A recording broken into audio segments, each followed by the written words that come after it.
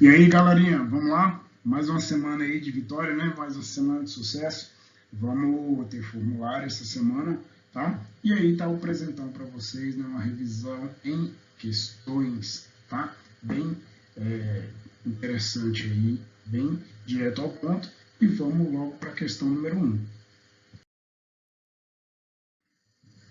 Então, tá aí, pessoal. Questão número 1 indica os principais objetivos da ONU, tá? Os objetivos são esses que estão em negrito aí, tá bom? E a continuidade aí é uma espécie de explicação do objetivo, tá? Então, na minha opinião, tá? Nenhum objetivo é mais importante do que manter a paz mundial. Então, por isso eu coloquei primeiro nessa lista aí, tá?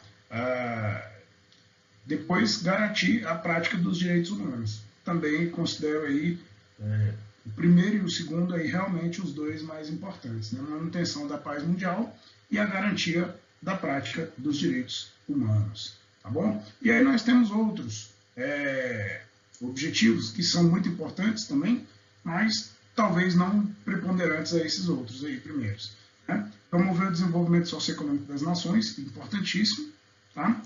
Estimular a autonomia dos povos, também não precisa nem discutir, né? E fortalecer a relação entre as nações. Tá? Mas a gente coloca em destaque aí a manutenção da paz mundial e a garantia da prática dos direitos humanos como sendo aí os dois principais objetivos da ONU. Tá bom? Aí deixo esse resuminho no slide aí para vocês. Bacana? Vamos lá para a questão 2 direto. Pergunta muito comum, tá, gente? Muito comum mesmo. Os alunos falam, professor, nós estamos estudando a ONU, mas o que tinha antes da ONU? Né? Então, antes da ONU, gente, após a Primeira Guerra Mundial, foi criada a Liga das Nações. Tá? O objetivo da Liga das Nações era evitar a ocorrência de uma Segunda Guerra Mundial. Né? Infelizmente, a Segunda Guerra Mundial aconteceu. Tá bom? E aí, o que aconteceu? Com o fracasso da Liga das Nações, no sentido de não conseguir evitar a ocorrência da Segunda Guerra Mundial, né, após o fim da Segunda Guerra Mundial, lá por volta de 1945, nós tivemos aí o surgimento da ONU, né, a Organização das Nações Unidas, que ela nasce no lugar da antiga Liga das Nações, tá certo? Então, a Liga das Nações falhou no seu objetivo máximo de evitar a Segunda Guerra Mundial, e a ONU nasce com esse nobre objetivo, como a gente colocou no slide anterior, de manter a paz mundial e, obviamente, evitar aí a Terceira Guerra Mundial. Está aí com mais de 70 anos já de sucesso nesse sentido, e todos nós esperamos que realmente ela prospere nesse sentido. Agora, lembrando, tá, gente, que a ONU ela tem objetivos variados e distintos em relação à Liga das Nações. Tá? Então, ela é politicamente muito mais poderosa que a própria Liga das Nações. Anteriormente, começando pelo número de Estados-membros. Né? A própria ONU, quando começou, ela não tinha nem 60 membros. Hoje ela tem 193 Estados-membros. Tá ok? Próximo item aí, gente, questão 3. Quais são as duas câmaras principais da ONU, com poderes diferentes entre si, e dão a essa organização a característica de bicéfala? Explique. Né? Então, gente, câmaras ou órgãos principais da ONU, tá? Nós temos aí o Conselho de Segurança da ONU, tá certo? E nós temos a Assembleia Geral. Por que essas são as duas principais estruturas ou órgãos ou câmaras da ONU? Né? Porque o Conselho de Segurança, gente, ele tem como objetivo a questão da paz mundial, né, a manutenção da não ocorrência de conflitos ali, liderado ali por um grupo de 5 países que são chamados membros permanentes, nós vamos falar já dele, tá? E por outros 10 rotativos. E a Assembleia Geral, ela tem a participação de todos os membros da ONU, sem exceção. Tá? Então, os 193 estados, independentemente do grau econômico, do grau militar, da influência política no mundo, tá? Esses 193 estados membros, eles opinam de forma igualitária na Assembleia Geral da ONU. E aí, daí, cadê o nome? Por que o bicéfalo? Né? Como se ela tivesse duas cabeças, tá? 2 cérebros. né? Sem essas duas cabeças, a ONU não funciona. Sem os votos ali, as opiniões da Assembleia Geral e sem as restrições, né, promovidas ali pelo Conselho de Segurança da ONU. Tá bom, gente? Então, é como se a ONU tivesse duas cabeças e os outros órgãos, eu não vou dizer menos importantes, mas menos essenciais. Tá? Sem o Conselho de Segurança e sem a Assembleia Geral, a ONU não funciona. Tá certo? Então, tá aí, gente. A principal responsabilidade do Conselho de Segurança da ONU é justamente evitar guerras.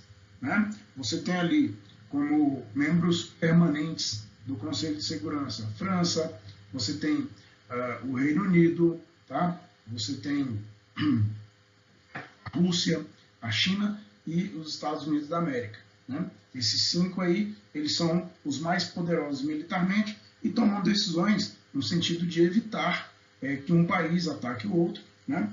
Seguindo ali vários protocolos de guerra a serem cumpridos. Né? Então, o objetivo máximo aí do Conselho de Segurança da ONU, né, é justamente manter esse principal objetivo da ONU, que é a paz mundial. Tá certo? Claro que você tem ali as forças de paz que vão intervir em determinados locais, né? E tudo isso aí é decidido no próprio Conselho de Segurança da ONU, tá bom? Pessoal, uma questão um pouco mais interpretativa aqui, ele pede o seguinte, para a gente explicar. As ações da ONU dirigem-se às dinâmicas de assuntos de diversas ordens, como conservação do meio ambiente e os direitos humanos, mediante exigências e solidariedade ao redor do mundo.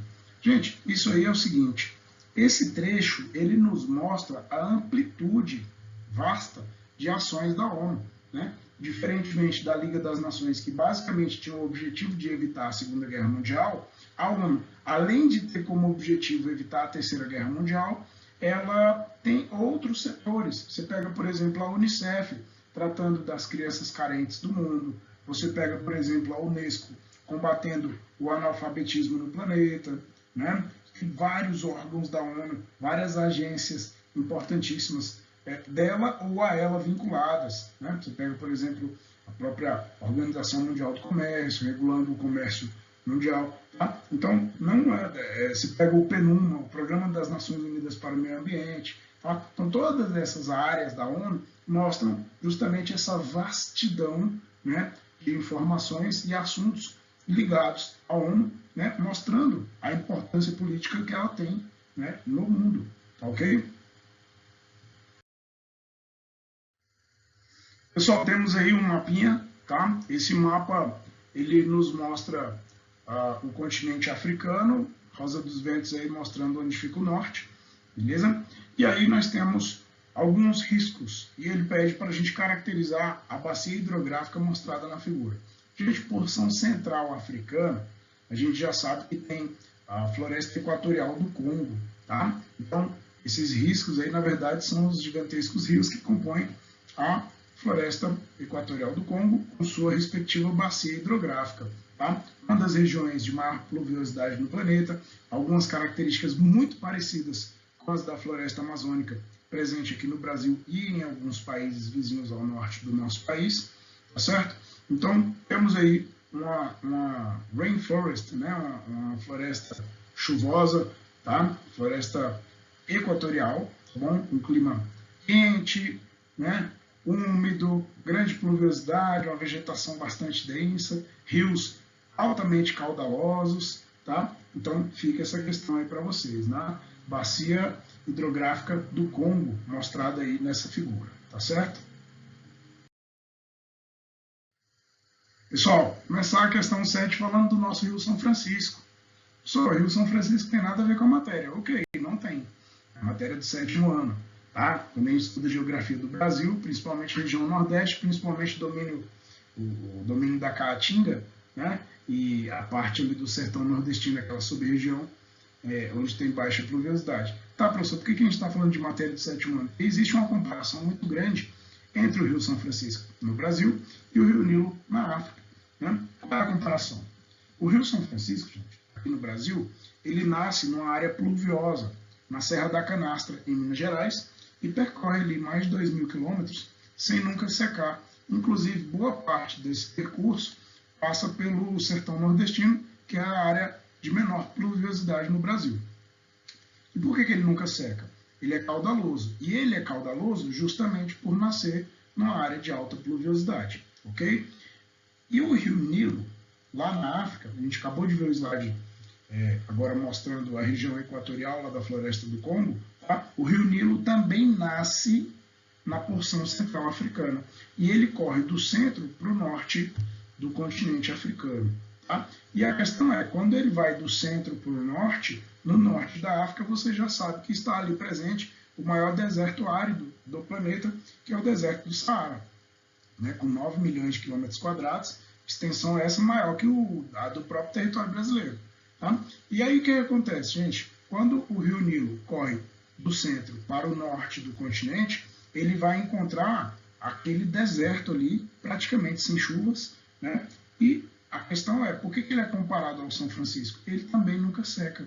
Tá? Porque onde ele nasce chove tanto, a gente acabou de falar da floresta equatorial do Congo, tá? Onde ele nasce chove tanto que a sua caudalosidade é suficiente para atravessar essa grande parte do deserto, tá? Sem nunca secar, até desaguar lá no norte do continente, no mar Mediterrâneo. Ok, gente? Então, é possível, sim, estabelecer uma linha de comparação entre os rios Nilo, no Brasil, e, os rios São Francisco, no Brasil, e Nilo, lá no continente africano. Ok? Vamos lá, adiante. Gente, para finalizar aqui nosso bate-papo, né, bem tranquilo hoje, bem rápido, tá? Nós temos aí uma questão sobre o clima na África. Falamos bastante do tal do continente espelhado, olha o mapinha aí famoso, né? Então, tá aí, ó, o continente africano é considerado, do ponto de vista climático, um continente espelhado. Explique qual clima tem menor latitude e qual tem maior latitude no continente, tá? Então, fica bem fácil essa questão, né? Primeiro, antes de responder, já que a resposta é bem fácil, vamos dar uma relembrada no motivo pelo qual a África é apelidada de continente espelhado, pelo menos do ponto de vista climático. Tá? Veja que a linha do Equador atravessa o continente praticamente ao meio. Tá? Então, você tem ali o clima equatorial, tá? Esse marrom número 1. Né? E aí, para cima e para baixo, você vai ter uma repetição do clima tropical. Depois, você vai ter o clima desértico, né? E depois, lá nas pontinhas, você vai ter o clima mediterrâneo.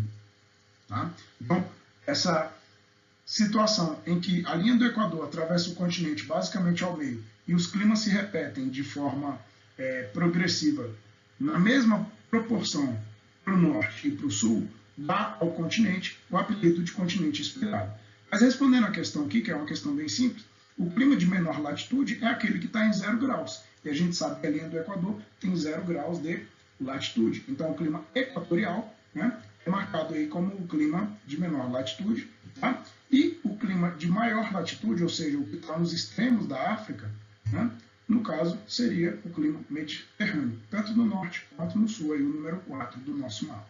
Beleza, pessoal? Então, fica aí para vocês essa aulinha, né, para dar aquela arrematada no conteúdo, tá? E sabendo que depois desse primeiro formulário, nós vamos aprofundar bastante o nosso estudo em continente africano, a matéria maravilhosa, cheia de detalhes, cheia de riqueza e de informação. Valeu, gente? Fiquem com Deus, façam um excelente formulário e uma ótima semana para todos. Um beijo, tchau!